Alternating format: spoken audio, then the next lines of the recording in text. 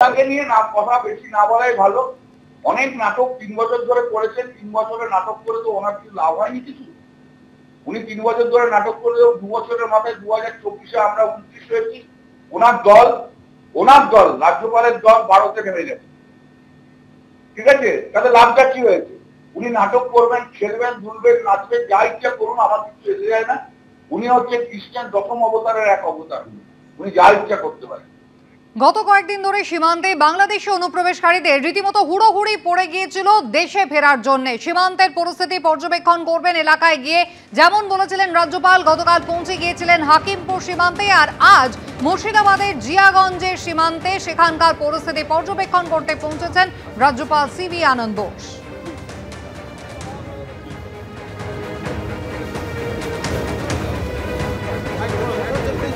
উত্তর 24 পরগনার স্বরূপনগরের হাকিমপুরের পর আজকে মুর্শিদাবাদের জিয়াগঞ্জে পৌঁছেছেন রাজ্যপাল C V Ananda Bose.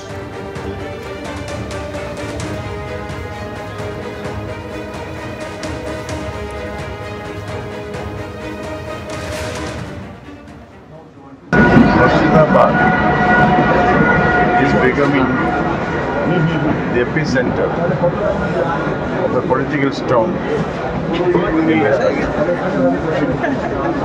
I have been visiting this place as and when any untoward incident takes place, or I get reports.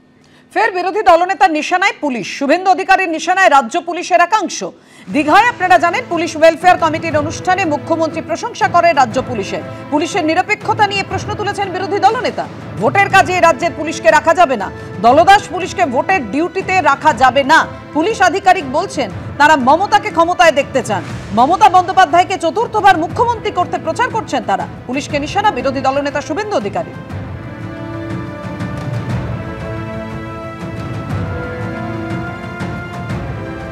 যে বলছে তার প্রেসিডেন্ট অফ দ্য অর্গানাইজেশন বলছে বিজিতেশ্বর রাউত যে চতুর্থবারের জন্য মমতা বন্দ্যোপাধ্যায়কে মুখ্যমন্ত্রী করব আমরা, এই কাজটা আমাদের মে মাস পর্যন্ত আগামী।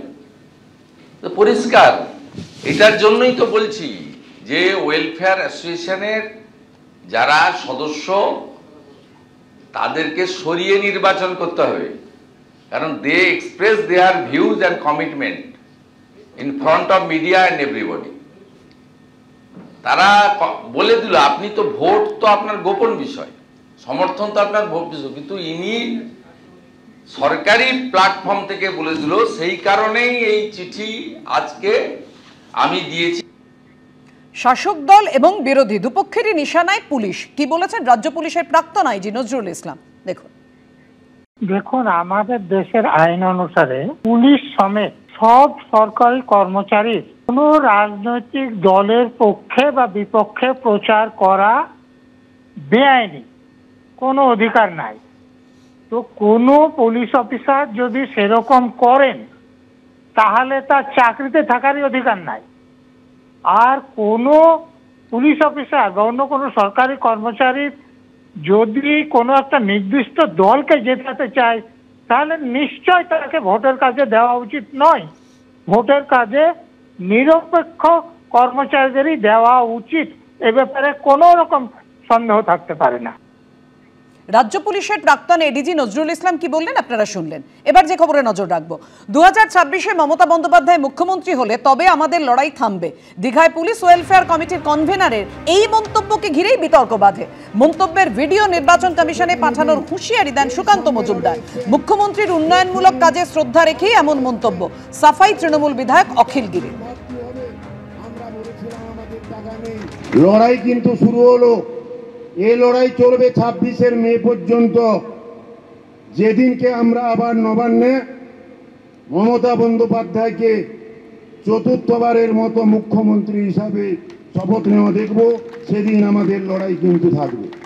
সবাই এক বাক্যে জানে যে একমাত্রই মমতা বন্দ্যোপাধ্যায় ভারতবর্ষের মধ্যে যে মুখ্যমন্ত্রী, সে পুলিশদের 14 মাসের বেতন দেয়। এটা মনে রাখা দরকার। আপনি বক্তব্যে বলেছেন 12 মাস কাজ করে 14 মাসের বেতন দেয়। এই জন্যেই কোনো ভারতবর্ষের কোনো রাজ্যে 14 মাসের বেতন নেই কোনো পুলিশের কর্মচারীদের, কারণ তারা ছুটি নেয় না বলেই তাদের অতিরিক্ত টাকা দেয়, এবং তারা যে মানুষকে নিরাপত্তা দেয় তার জন্যে আজকের পশ্চিমবঙ্গ ভারতবর্ষের মধ্যে 1 নম্বর স্থানে গেছে, এবং তার জন্যেই আবার তারাই মমতার মতন মানুষকে মুখ্যমন্ত্রী হিসাবে চেয়েছে। ময়নার পর এবার নন্দীগ্রাম, ভোট না দিলে সরকারি প্রকল্পে কাটছাটের হুঁশিয়ারি। বিজেপিকে ভোট দিলে বন্ধ করা হবে লক্ষ্মীর ভান্ডার। পূর্ব মেদিনীপুরে তৃণমূলের পঞ্চায়েত সদস্যের সোশ্যাল মিডিয়া পোস্ট ঘিরে বিতর্ক তৈরি হলো। বিতর্কে জড়ালেন নন্দীগ্রাম 2 নম্বর ব্লকের বয়াল 2 গ্রাম পঞ্চায়েতের তৃণমূল সদস্য অষ্টমী গিরি। নন্দীগ্রামের বিধায়ক হয়েও প্রকল্পের টাকা বন্ধ করেছেন শুভেন্দু অধিকারী, তবুও মানুষকে অভাব বুঝতে দিচ্ছেন না মুখ্যমন্ত্রী। কেন্দ্র 1 টাকা বাংলার বকেয়া টাকা 1 টাকা দেয়নি। 100 দিনের কাজের টাকা বন্ধ করে রেখেছে, আবাস প্লাসের টাকা বন্ধ করে রেখেছে। আমি এই পরিপ্রেক্ষিতে বা এটাকে উদ্দেশ্য করে লিখেছিলাম যে নন্দীগ্রামের মানুষ অভাবটা বুঝতে পারুক, নন্দীগ্রামের মানুষ বুঝতে পারুক, যাকে তারা বারবার ভোট দিয়ে এখানে নিয়ে এসছে, যে সেই এমএলএ কতটা মানুষের পাশে দাঁড়ায়, কতটা মানুষের অভাব অনটন পূরণ করতে পারে। এই পরিপ্রেক্ষিতে আমি একটা পোস্ট করেছিলাম যে আমি এমনও লিখেছি যে আমি নন্দীগ্রামের সাধারণ মানুষ হিসেবে আমি দিদির কাছে বা দিদিকে বলতে চাই যে নন্দীগ্রামে বেশি নয় 2 মাসের জন্য লক্ষ্মী ভাণ্ডারটা ময়নার মতো বন্ধ করুক। তবেই নন্দীগ্রামের মানুষ আমাদের যিনি এমএলএ রয়েছে তার কাছে তাদের অভাব অনটনের কথা বলতে পারবে, তবেই তো আমরা তার কাছে অভিযোগ নিয়ে যাবো, অভাবের কথা বলতে পারবো, তবেই তো উনি আমাদের অভাবটা পূরণ করতে পারবেন। আমি সেই পরিপ্রেক্ষিতেই পোস্ট করেছিলাম এটা। তৃণমূল পঞ্চায়েত সদস্য যখন এই দাবি করছেন তখন স্থানীয়রা কি বলছেন দেখুন। উনি কি বলছেন না আমাদের তাতে কোনো যায় আসে না। আমরা সাধারণ মহিলা, সাধারণ ভোটার, আমরা আমাদের ট্যাক্সের পয়সায় আমরা লক্ষ্মী ভাণ্ডার পাচ্ছি। এটা কোনো সরকারের ব্যক্তিগত সম্পত্তি থেকে দিচ্ছেন না বা ওনার কোনো পৈতৃক সম্পত্তি থেকে দিচ্ছেন না। আর আগামী দিনে আমরা নন্দীগ্রামের মহিলারা আমরা যথেষ্ট সচেতন নাগরিক হিসাবে আমরা আগামী দিনে 2026-এও দেখিয়ে দেব আমাদের কিভাবে লক্ষ্মী ভাণ্ডার বন্ধ করতে পারেন, ওনার কত ক্ষমতা বা উনি কী ধরনের বক্তব্য আমাদের কাছে তুলে ধরেছেন বা বন্ধ করার নির্দেশ দিচ্ছেন, সেটা আমরা আগামী দিনে বুঝিয়ে দেব। প্রথমত যেই সরকার ক্ষমতায় আসুক না কেন তাকে লক্ষ্মীর ভাণ্ডার দিতে বাধ্য। এখানে সাধারণ লক্ষ্মীর ভাণ্ডারটা কারুর বাপের টাকা নয়, ওটা জনসাধারণের ট্যাক্সের টাকা নিয়েই আমাদের সরকার, যে সরকার ক্ষমতায় আছে সেই সরকার দিচ্ছে। তো আগামী দিনে যেই সরকার আসুক না কেন তাকে দিতে বাধ্য। অতএব সাধারণ মানুষরা, নন্দীগ্রামের মানুষ অত্যন্ত সচেতন, তারা কোথায় ভোট দেবে কি ব্যাপার তারা তার জেনে নিয়েছে। কাউকে প্ররোচনা করে উনি কিছু লাভ করতে পারবেন না, তাই ওর কথাই কোনো উত্তর দিতে আমরা বাধ্য নয়। দেউলিয়াপনার রাজনীতি করছে তৃণমূল, কটাক্ষ করে কি বললেন শুভেন্দু অধিকারী দেখুন। তো সাহস নেই, করে দেখতে বলবেন। ওর বাপের টাকা নাকি এটা? সরকারের টাকা, ধার নেওয়া টাকা, তো ছেড়ে দেন। আমার এলাকার লোক জানে আমাকে, মানে আমাকে ওরা ওদের অভিভাবক, বন্ধু, আত্মীয় মনে করে। অতএব আমি ওটা বুঝে নেব, যা খুশি করতে দিই। পাল্টা তৃণমূলের কি বক্তব্য এবার দেখুন। কোনো একটা প্রকল্প কোনো একটা রাজনৈতিক দলের লোকদের জন্য নয়। ওখানে কি বা কারা বলেছে, যে আমাদের যে দলীয় কর্মী একজন বলেছে, কি পরিপ্রেক্ষিতে বলেছে সেটা উপলব্ধি করতে হবে।